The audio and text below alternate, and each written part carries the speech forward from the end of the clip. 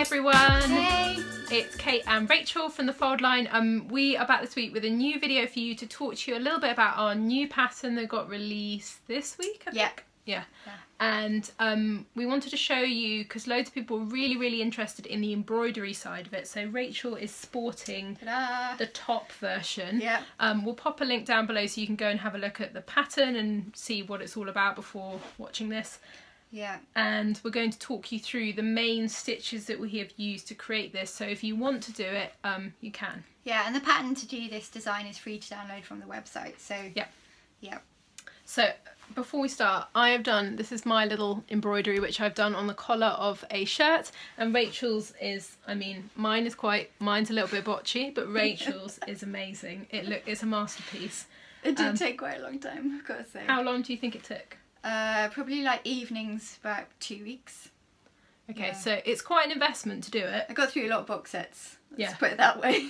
But it's worth it. It looks amazing, Yeah. and the colours are great.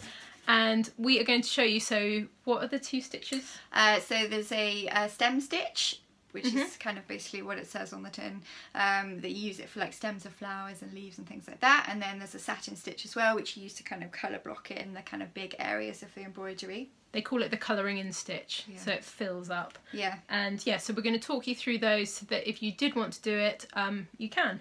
And what else have we got? We've also got a tutorial on how to make these little tassels. So if you want to add, you know, kind of a bit more of a 70s vibe to your parka dress or top, then we'll take you through an easy way of making these as well. So we'll pop that all down below. Yeah. And there's the downloadables as well, for colouring in as well. Oh yes, yeah. So we'll pop that at the end. We've got these little downloadables which are quite nice if you want to plan your make. And yeah, so we're going to now do a sort of step by step of how to do the stitchings. Yeah.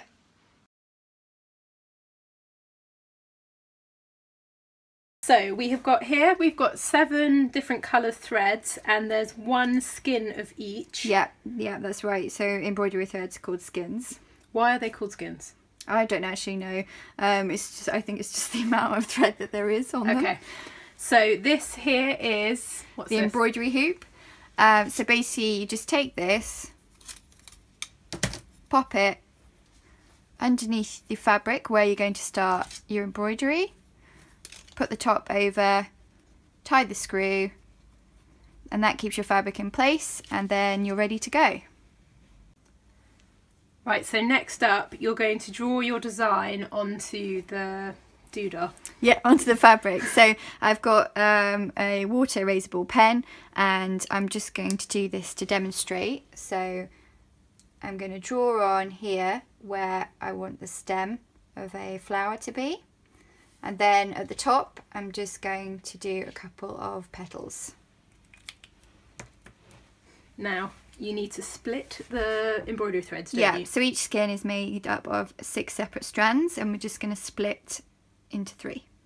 This means this makes it less bulky. Yeah.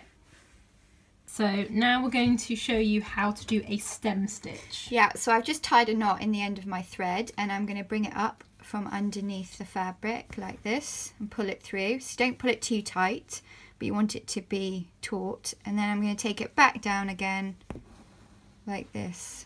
And that's your first stitch. The second stitch, you're coming up just inside where the first stitch was. Pull it through, back down again, and now you can see the start of the stem forming. So I'm going to do a third stitch, and try to keep your stitches as equal as you can in size, because it'll just look a lot neater. Maybe if you bring it in so we can have a proper Okay, look. So there we go. That looks great.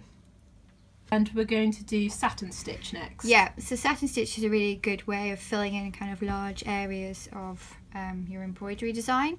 So same again, tied a knot, brought the needle up through, and I'm taking it back down again, and it's basically a bit like colouring in between the lines. So I'm just gonna fill this space here where the petal is with my red thread. So you go in straight lines. Yeah, and you try to keep them really close together because you don't want any gaps, because then at the end it'll give a, you know, a complete sort of surface of the same colour and it'll look really nice. So you can see now I'm halfway through this petal. It does take a bit of practice if you haven't done it before to try and get it neat. And then just needs a couple more. And then this petal will be done.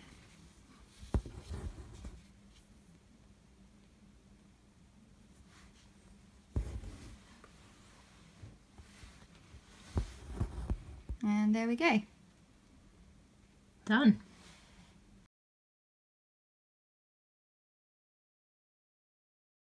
So what we have got here are some little downloadables that you can get off the website when you buy the pattern. And you can see that Rachel has spent quite a long time cutting out fabric to make into kind of a kind of plan of the dress. So you can have a look through your stash and decide if things are right by testing out different bits. The other option, if you're a little more lazy like me, is that you can just start colouring in and testing colour blocking that way. So I've got lots of colouring pencils and I actually find that for me is a much easier and quicker way of working. But Rachel likes things done the hard way, so I hope you found that useful and you're inspired to go and do some embroidery. I love it. I've only just started doing it and Rachel taught me some of the stitches, and it's really therapeutic, I think, and it's perfect for doing in front of the TV, because often a lot of sewing at your machine is not, you know, it's not that easy to do. But this you could just sit, you can take it on the train, on holiday. It's really easy. And you can, I mean, this is just a guide. You could do anything you wanted. And drawing onto the fabric means that you can, if it goes wrong, if you use water-soluble pens, then you can get rid of it. because the air erasable ones obviously evaporate a bit too quickly. So that is our tip from the top. With a water erasable one. And the panels of like the top and the dress, they're both self-faced. So it means that basically on the inside, after you've done all your embroidery design, you know, it's fully hidden away with the lining piece. So you can be as messy as you like. So it's completely neat and tidy in here. You can't see anything. Great. Well, I hope you enjoyed that, and we will be back soon with another video for you all. Bye.